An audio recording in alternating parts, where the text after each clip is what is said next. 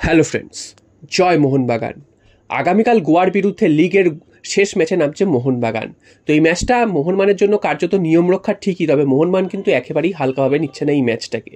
কারণ মোহনবাগানের সামনে লক্ষ্য রয়েছে 1000 পয়েন্ট গিয়ে একটা নজির সৃষ্টি করা।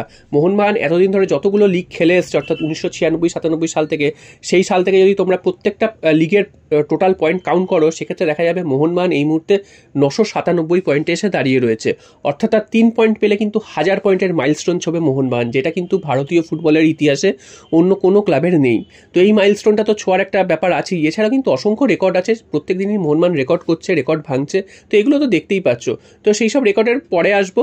এছাড়া কিন্তু মোহনবাগানের সামনে আরও একটা লক্ষ্য আছে, গোয়ার বিরুদ্ধে জিতে তাদের বিরুদ্ধে যে মানে ফার্স্ট লিগের ম্যাচে তারা যে হারিয়ে দিয়েছিল সেই প্রতিশোধটা নেওয়া গোয়ার বিরুদ্ধে জিতে, এবং সেইটা কিন্তু মোহনবাগানের প্রথম লক্ষ্য হবে। এবং মোহনবাগান তাই জন্য কিন্তু অনুশীলনেও একদম হালকাভাবে নিচ্ছে না, অনুশীলন কিন্তু মানে খুব ভালোভাবেই করছে। যদিও মোহনবাগানের 3জন গুরুত্বপূর্ণ প্লেয়ার কার্ড সমস্যায় থাকবেন এবং জেমি ম্যাকলারেনকে সম্ভবত নাও খেলাতে পারে, কারণ তার 3টে হলুদ কার্ড রয়েছে। তিনি যদি আবার হলুদ কার্ড দেখেন তাহলে কিন্তু সেমিফাইনাল ম্যাচে পাবেন না।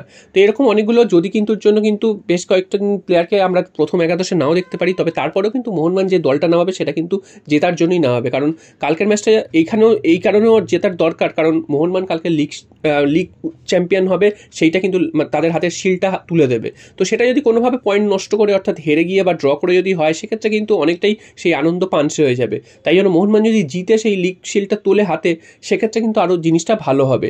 তাই জন্য মোহনবাগান কিন্তু জোর কদমে অনুশীলন করছে এবং মোহনবাগান কালকের ম্যাচটা জিততে চাইছে।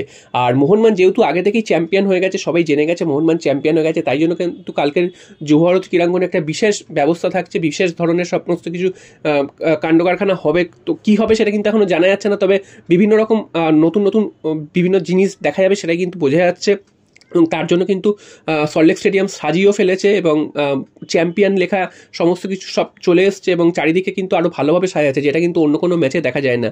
এটা স্পেশাল কালকের ম্যাচের জন্যই হচ্ছে। তো সেটার জন্য সমর্থকরা উদ্গ্রীব হয়ে রয়েছে যে কী হতে চলেছে, মোহনবাগানের সমর্থকদের জন্য কী সারপ্রাইজ রয়েছে, সেটাও কিন্তু একটা দেখার। তো আমরা প্রত্যেকেই কিন্তু চাইবো যে এই সারপ্রাইজটা দেখার, এবং আমরা প্রত্যেকেই কিন্তু এই জিনিসটা উপভোগ করতে চাইবো। তো এই সারপ্রাইজের কথা বলতে বলতে আরও একটা সারপ্রাইজের কথা তোমাদের বলে দিই, সেটা হচ্ছে লিওনেল মেসি। হ্যাঁ, লিওনেল মেসি কিন্তু মোহনবাগানের লিগ শিল্ড যে জিতেছে, ভারতের চ্যাম্পিয়ন ক্লাব মোহনবাগান, তাদেরকে কিন্তু শুভেচ্ছা পাঠিয়েছে লিওনেল মেসি। তিনি কিন্তু তার একটা নিজের জার্সিতে, আর্জেন্টিনার জার্সিতে তিনি মোহনবাগানের নাম লিখে তার নিচে কনগ্রাচুলেশন লিখে পাঠিয়েছে বা শুভেচ্ছা বার্তা পাঠিয়েছে বলতে পারো। সেটা কিন্তু মোহনবাগানের জন্য একটা বিশেষ উপহার, এবং সেটা কিন্তু কালকের অবশ্যই হয়তো কালকের স্ক্রিনে হয়তো দেখানো হবে, বা সেই জার্সিটা এখন এসে পৌঁছেছে কিনা জানা যাচ্ছে না। তবে যেটাই হোক না কেন, কালকের কিন্তু মাঠে সেই বিষয়ে কিন্তু দেখানো হবে।